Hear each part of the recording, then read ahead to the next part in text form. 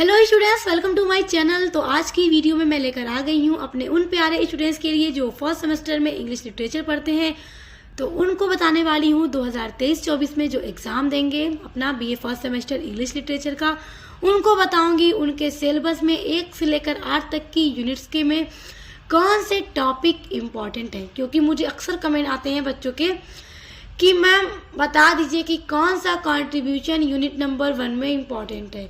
अब बात करें तो आपकी 8 यूनिट है तो सभी आपको पढ़नी है, बचना तो आपको कहीं से नहीं है, क्योंकि एग्जाम में तो हर यूनिट से प्रश्न आएंगे, क्वेश्चन आपके आएंगे। तो अब बच्चे सोच रहे होंगे कि मैम हमारे सामने आज फिर क्यों सिलेबस लेकर आ गई, सिलेबस तो हमने डिस्कस किया हुआ है। तो नहीं, आज मैं सिलेबस नहीं बताने वाली हूँ। आज आपके सिलेबस के द्वारा ही मैं आपको आपके सिलेबस के इम्पॉर्टेंट टॉपिक बताने वाली हूँ जो आपके एग्जाम में आएंगे, जहाँ से क्वेश्चन आएंगे आपके 2023-24 एग्जाम में। तो चलिए शुरू करते हैं। देखिए, हम यूनिट के थ्रू समझेंगे ओके कि क्या पढ़ना चाहिए आपको, जहाँ से आपको क्वेश्चन एग्जाम में दिए जाएंगे। सबसे पहले यूनिट नंबर 1 से समझते हैं। जैसा कि इसमें आपको कई सारे ऑथर्स के कंट्रीब्यूशन पढ़ने हैं। वैसे तो कंट्रीब्यूशन सभी के इम्पॉर्टेंट है, मगर एग्जाम में जो आ जाते हैं वो है श्री अरबिंदो का कंट्रीब्यूशन। देखिए, अब आप ये मत सिर्फ सोचिएगा कि कंट्रीब्यूशन हमेशा लॉन्ग में ही आता है। ध्यान दीजिए, वेरी शॉर्ट में भी आ जाता है, यानी कि आपको 50 वर्ड्स में कंट्रीब्यूशन भी लिखने हो जाते हैं। तो किस तरह से आपको लिखना होगा अगर छोटे में पूछ दे तो? लॉन्ग में तो आपको बताना ही है कि आप पूरा लिख देंगे, जिस तरह से वीडियो हमने पढ़ी हुई है सभी चीज़ों पर, सभी कंट्रीब्यूशन पर वीडियो अपलोड है मेरे चैनल पर। तो अब शॉर्ट में पूछ देना, मैं आपको बताती हूँ, चाहे किसी भी ऑथर का, किसी भी राइटर का आ जाए, आपको किस तरह से लिखना होगा 50 शब्दों में। देखिए, सबसे पहले बात करें, श्री अरबिंदो का कंट्रीब्यूशन आपको दे दिया गया। अब श्री अरबिंदो कहाँ पर उनका बर्न हुआ, कहाँ पर, किस जगह पर हुआ, कब हुआ, और फिर इन्होंने कहाँ से अपनी एजुकेशन कंप्लीट की, और फिर इन्होंने अपना कैरियर कहाँ से शुरू किया, फर्स्ट जो भी वर्क दिए कंट्रीब्यूशन इंग्लिश लिटरेचर को कौन से थे, और कौन कौन से किस किस ईयर में पब्लिश्ड हुए। आपको इतना एकदम याद रखना है, इतना तो आपको इनके कंट्रीब्यूशन में हर हाल में मेंशन करना ही है।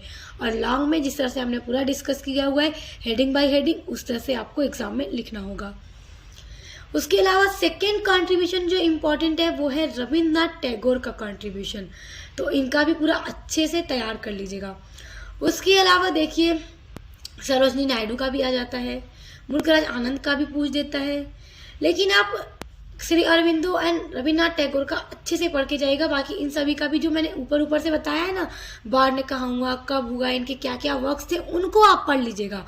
आप फिर कंट्रीब्यूशन एकदम अच्छे से लिख लेंगे, क्योंकि कोई भी चीज़ें रटने वाली नहीं होती। बस वर्क को एकदम रट लीजिएगा कि कब इन्होंने कौन सा वर्क लिखा, कब पब्लिश्ड हुआ। बाकी तो सारी चीज़ें आपने बना के ही लिखनी है। तो सिंपल है, बस अच्छे से पढ़ लीजिएगा सभी पर। अब यूनिट नंबर 2 में देखते हैं कि क्या इम्पोर्टेंट है। देखिए, यूनिट नंबर 2 में आपका जो पहला टॉपिक है, एलिमेंट ऑफ शॉर्ट स्टोरी, ये बहुत इम्पोर्टेंट है एग्जाम में ना। देखिए, एलिमेंट ऑफ शॉर्ट स्टोरी में आपके 4 एलिमेंट दिए गए हैं।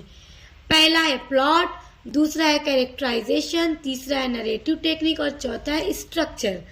तो सम टाइम एग्जाम में क्या होता है कि वेरी शॉर्ट में क्वेश्चन दे दिया जाता है, डिफाइन प्लॉट, या फिर डिफाइन कैरेक्टराइजेशन, या फिर शॉर्ट में दे देता है कि what do you mean by character और characterization and explain the various type of characterization, यानी कि अलग अलग प्रकार के क्या क्या कैरेक्टर हैं। तो एलिमेंट ऑफ शॉर्ट स्टोरी पर वीडियो अपलोड है और पूरा डिटेल में पढ़ा हुआ है कि क्या है, इसके कितने टाइप हैं, सब कुछ। तो अगर शॉर्ट में दे देगा तो बस पूछ देगा व्हाट इज कैरेक्टराइजेशन, या फिर what do you mean bye narrative technique, या फिर what is structure, define it. तो वेरी शॉर्ट में इस तरह से आएंगे।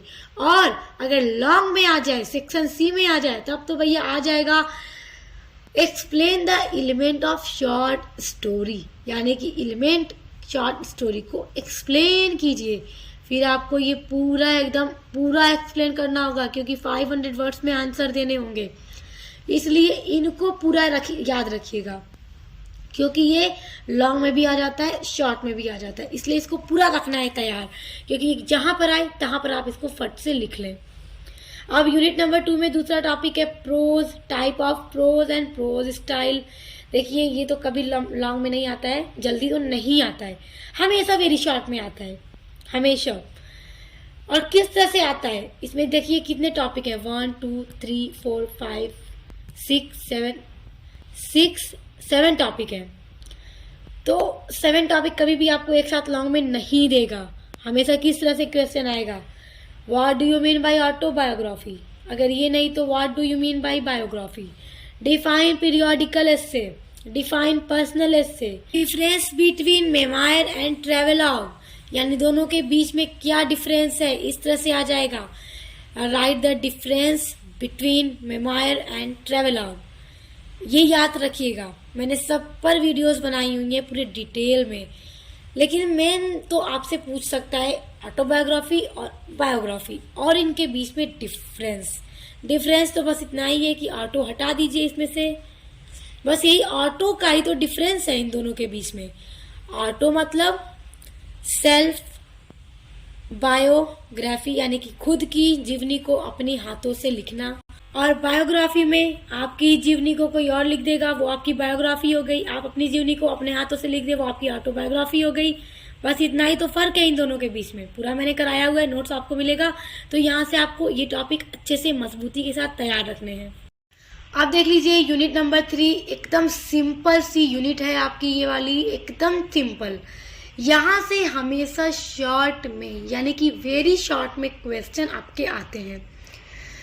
देखिए इसमें ना आपके जो प्रोज डिवाइसेस हैं, अलग अलग प्रोज की जो डिवाइस हैं, theme, point of view, sentence pattern, imagery, tone और mood, analogy, anecdote, antithesis, aphorism, diction, inversion, humour and pathos, ये सब अलग अलग एक डिवाइस है प्रोज के।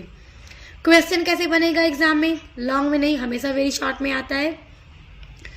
डिफाइन थीम, अब थीम क्या है डिफाइन कर दीजिए 50 वर्ड्स में, बस 2 नंबर का नंबर मिल गया। What do you mean by point of view, point of view क्या है, सिंपल है। सेंटेंस पैटर्न क्या है, जिसमें राइटर अपना सेंटेंस को अरेंज करता है कि किस तरह से वो अपनी स्टोरी को लिखेगा, शब्दों को ग्रामेटिकली अरेंज करता है। इमेजरी की स्टोरी पढ़कर आपके आगे पूरा इमेज क्रिएट होता है, इस तरह से इस वर्ड्स में स्टोरी को लिखता है राइटर। टोन क्या लहजा होगा स्टोरी को बयां करने में, स्टोरी का वर्णन करने में, ऑथर का क्या लहजा होगा, क्या एटीट्यूड होगा, वो किस एटीट्यूड के थ्रू अपने ऑडियंस को, अपने रीडर को अपनी स्टोरी बता रहा है। मूड तो जानते ही ना कि जो मनोदशा होती है इंसान का, जो माइंड होता है, वही है। एनालॉजी, एनेक्डोट, ये सारी चीजें मैंने कराई हुई हैं। तो देखिए एकदम शॉर्ट में पूछेगा, 50-50 शब्दों में लिखना होगा, पूरा करा दिया हुआ है, आप इसको पूरा तैयार रखिएगा, कुछ भी पूछ देगा, कुछ भी। अब देखिए यूनिट नंबर 4 से आ जाता है आपका शॉर्ट स्टोरी। अब बच्चे सोचेंगे कि यहाँ से क्या तैयार करें, यूनिट नंबर 3 तक तो सही है, हम सब तैयार कर लेंगे, सिंपल है। अब 4 में शॉर्ट स्टोरी में हम क्या तैयार करें, तो सिंपल है, आप पहले सारी स्टोरीज को पढ़ लीजिए, स्टोरी है क्या। स्टोरी पढ़े रहेंगे तो आपको पता रहेगा कि भैया ओ हेनरी ने द लास्ट लीफ में किस चीज का वर्णन किया है। द लास्ट लीफ में क्या है, द लास्ट लीफ यानी कि आखिरी पत्ता, लीफ मतलब पत्ता होता है। तो अब आपको पता है कि इसमें ओ हेनरी ने एक जॉन्सी नाम की लड़की की जन्म मतलब मृत्यु से, मतलब वो आखिरी पत्ते को देखकर यही सोचती है ना कि जैसे आखिरी पत्ता गिरेगा वो भी मर जाएगी, लेकिन किस तरह से एक बेहरमैन नाम के आदमी ने आखिरी पत्ते की ड्राइंग बनाता है और उस लड़की को देख के लगता है कि इतनी बारिश तेज तूफान में भी पत्ता नहीं गिरा और उसे जीने के लिए फिर से उम्मीद मिल जाती है। तो द लास्ट लीफ की समरी पूछ सकता है एग्जाम में और लॉन्ग में पूछता है, ध्यान दीजिएगा। क्रिटिकल एप्रिसिएशन भी सेक्शन बी या सी में पूछ सकता है। तो द लास्ट लीफ का क्रिटिकल एप्रिसिएशन मैंने करा दिया है। और यहाँ से जो प्रश्न आते हैं ना इम्पॉर्टेंट, कि what is the theme of the last leaf, what is the significance of the last leaf title, तो ये सारी जितने भी इससे जुड़े इम्पॉर्टेंट शॉर्ट क्वेश्चंस हैं जो पूछते हैं एग्जाम में, उन पर वीडियो अपलोड है, इसकी समरी पर वीडियो अपलोड है, क्रिटिकल एप्रिसिएशन पर अपलोड है, तो आप तैयार कीजिएगा, जरूर एग्जाम में आएगा। इसके अलावा देखिए एंटोन चेक्यू की जो स्टोरी है, शॉर्ट स्टोरी द लेमेंट, और गाय दे मेपासॉन की जो द टेरर, इनको ना आप बस इनकी समरी पढ़ लीजिएगा, मैंने पढ़ाई हुई है कि स्टोरी में क्या कहा गया है। जब आप इसकी समरी पढ़े रहेंगे ना तो फिर आप इससे जुड़े क्वेश्चन को कर लेंगे। वैसे तो ओ हेनरी का द लास्ट लीफ एकदम बढ़िया से तैयार करके जाइएगा, उसके बाद यूनिट नंबर 5 में भी आपके शॉर्ट स्टोरीज हैं, जैसे कि मुल्क राज आनंद का है the barbers trade union, R K. Narayan का अंडर द बनियान ट्री और अनीता देसाई का गेम्स एट ट्विलाइट।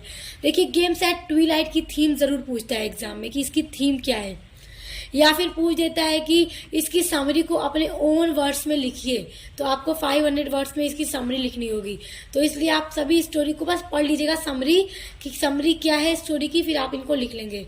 बाकी इसी तरह के क्वेश्चंस आते हैं।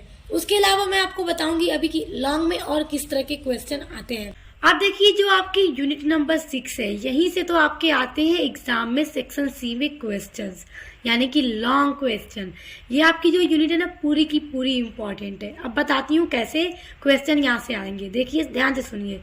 पहला प्रोज, देखिए इसमें आपको प्रोज है और प्रोज में ये सारे एस्से हैं। देखिए फ्रांसिस बेकन का एस्से है ऑफ स्टडीज मोस्ट इम्पॉर्टेंट, यहाँ से ऑफ स्टडीज की समरी या क्रिटिकल अप्रिसिएशन जरूर आएगा एग्जाम में आपके लॉन्ग में, तो तैयार कीजिएगा। मैंने इसकी समरी और इसका क्रिटिकल अप्रिसिएशन करवा दिया है, या मैं आपको लिंक डिस्क्रिप्शन बॉक्स में दे दूंगी।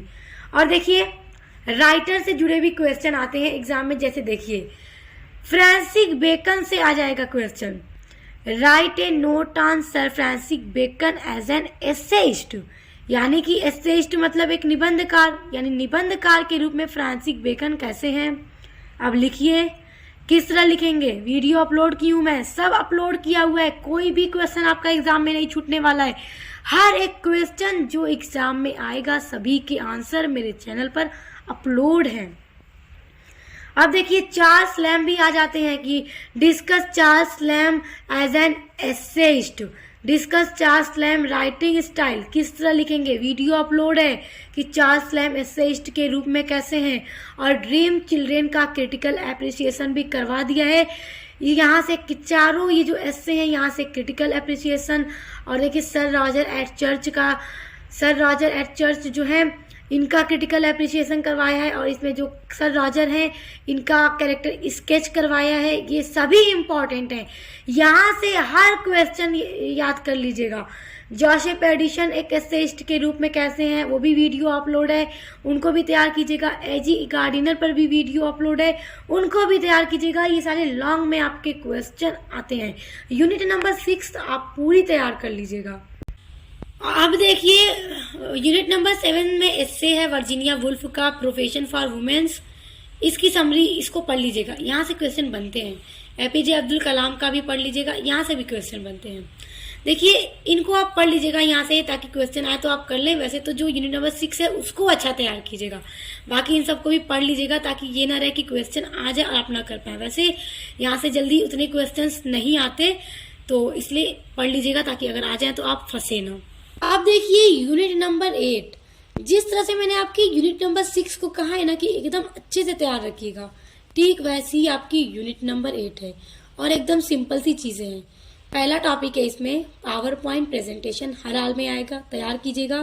देखिए यहाँ से ना लॉन्ग और शॉर्ट दोनों में आते हैं, चाहे आपका पावर पॉइंट प्रेजेंटेशन लॉन्ग में भी दे सकता है और वेरी शॉर्ट में भी दे सकता है। तो वीडियो मैंने अपलोड की हुई है उस पर, तो आप लोग देख लीजिएगा। उसके अलावा लेटर राइटिंग से आपके प्रश्न आते हैं, जैसे कि अगर लेटर लिखने के लिए कहा जाएगा तो लेटर किस तरह से लिखना है, मैंने सब कुछ बता ही दिया है कि फॉर्मल लेटर, इनफॉर्मल लेटर और बाकी कंप्लेन लेटर, एक्सेप्टेंस लेटर, किस तरह से आपको सारा लिखना है सब बता दिया है। फॉर्मल लेटर क्या है, इनफॉर्मल लेटर क्या है, सभी चीजें बता दी हैं, तो आप पढ़ लीजिएगा। वैसे तो लेटर लिखना हर किसी को आता है, तो यहाँ से आएगा तो मुझे पता है आप लोग के लिए कोई परेशानी की बात नहीं है, सीधी सी चीजें हैं। अब देखिए इसी यूनिट नंबर 8 में है प्रिपेयरिंग रिज्यूम, या फिर सीवी किस तरह बनती है। देखिए रिज्यूम ना इस तरह से आ जाता है एग्जाम में कि व्हाट इज रिज्यूम, या फिर what do you mean bye resume, what is CV. तो छोटा छोटा क्वेश्चन है, तो आप वेरी शॉर्ट में कर लेंगे, सब मैंने करवा दिया है, एक एक वीडियो आपको मिलेगी। चौथा वाला टॉपिक देखिए, चौथा वाला टॉपिक और इसमें पहला वाला टॉपिक यूनिट नंबर 8 में इंपॉर्टेंट है, एक पावर पॉइंट प्रेजेंटेशन और एक ऑनलाइन राइटिंग में आपका है blogging, content writing and effective email writing. तो पहला और चौथा टॉपिक एकदम बढ़िया से तैयार कीजिएगा। क्वेश्चन यहाँ से ज़रूर आएंगे, एकदम ज़रूर। ब्लॉगिंग क्या है, कंटेंट राइटिंग क्या है, इसके क्या टाइप्स हैं, इफेक्टिव ईमेल क्या है। ईमेल तो आप जानते हैं क्या होता है, ईमेल जो आप करते हैं ईमेल, और ईमेल के 3 तरह के टाइप होते हैं, formal email, informal email and semi formal email. तो सब मैंने करवा दिया है। तो यूनिट नंबर 8 से आप पहला और चौथा टॉपिक बढ़िया से तैयार रखिएगा, बाकी इन सभी को पढ़ लीजिएगा, वेरी शॉर्ट में पूछ देता है। तो ये रहे आपके 8 से लेकर 8 तक की यूनिट में इम्पॉर्टेंट टॉपिक जो आपके एग्जाम के लिए इम्पॉर्टेंट है। तो स्टूडेंट्स, ये था आज की वीडियो में आपकी यूनिट नंबर 1 से लेकर यूनिट नंबर 8 तक में इम्पॉर्टेंट टॉपिक्स के निचोड़। आई होप आपको पसंद आया होगा, क्योंकि अब आप इनको अच्छे से तैयार कीजिए, क्योंकि एग्जाम नज़दीक आ चुका है। और आप सभी के आंसर को पढ़ने के लिए, नोट्स के लिए आप डिस्क्रिप्शन बॉक्स में दी गई लिंक पर विजिट कीजिए। तो अब मिलते हैं नेक्स्ट वीडियो के साथ।